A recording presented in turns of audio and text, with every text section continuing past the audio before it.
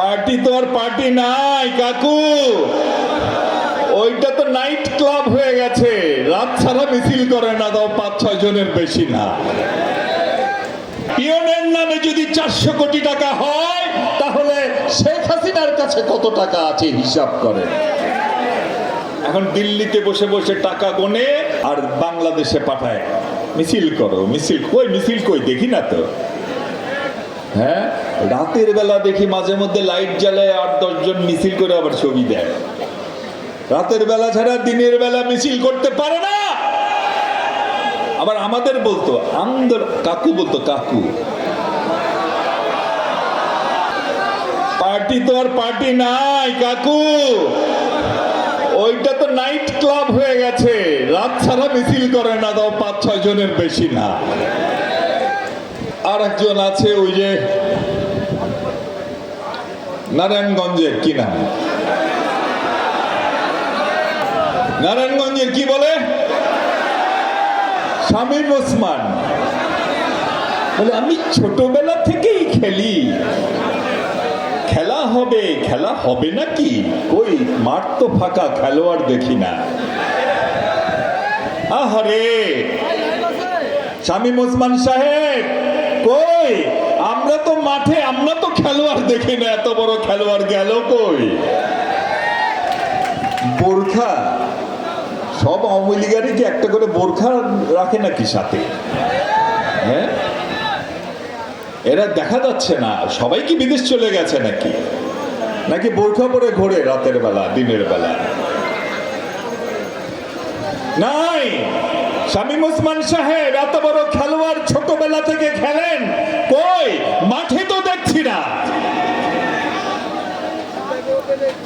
আপনাদের কাছে খেলা মানে হচ্ছে অস্ত্রের খেলা, আমাদের কাছে খেলা মানে হচ্ছে ফুটবল খেলা, ক্রিকেট খেলা।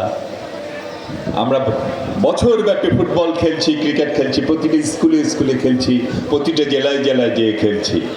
আর আপনারা অস্ত্র দিয়ে খেলেন, এবং সব সময় অস্ত্রের শক্তি পরাজিত হয় জনগণের শক্তির কাছে। আমরা তা আবার প্রমাণ করেছি। আর একটা কথা বলে, শেখ হাসিনা পালায় না। আর কি বলে, বাঘে ধরলে ছাড়ে, হাসিনা ধরলে ছাড়ে না। এটা উনিও বলতো। আরেকজন মারা গেছেন আমাদের, সুরঞ্জিত সেনগুপ্ত, উনিও বলতো হাসিনা ধরলে নাকি ছাড়ে না। এখন সুরঞ্জিত সেনগুপ্ত তো নাই, উনি চলে গেছেন।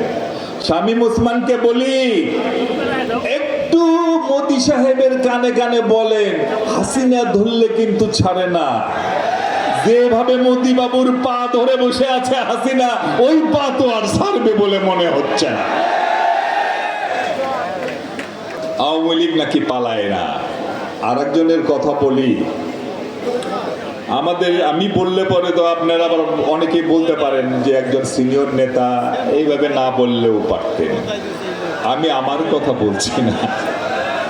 সেদিন একটি ভিডিও দেখছিলাম, আমাদের গাজীপুরের মরহুম তাজউদ্দিন সাহেবের মেয়ে, এই আওয়ামী লীগের এই নেতাকে আমি পার্সোনালি অনেক অনার করি, সম্মান করি।